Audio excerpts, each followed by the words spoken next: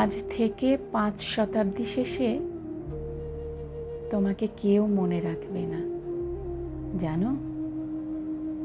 আজকের সকাল নিজেকেই আর কাল মনে রাখছে না, এ কথাটি মানো। আজ থেকে আগামী 5 শতাব্দী শেষে তোমার গান কেউ শুনবে না।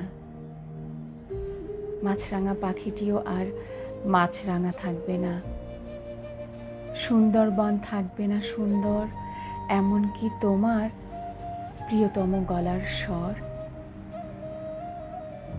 সুগন্ধা নদীটিও আর নদী থাকবে না।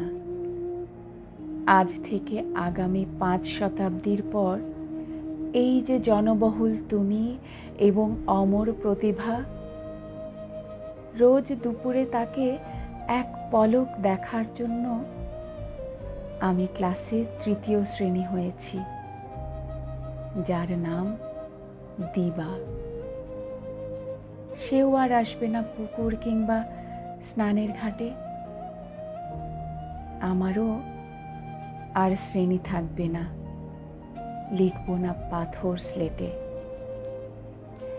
আজ থেকে আগামী 5 শতাব্দী শেষে তোমার জন্য বসে থাকবে না কেউ চিবুকের তিল ভালোবেসে। আজ থেকে আগামী বছর কিংবা আর একটু শেষে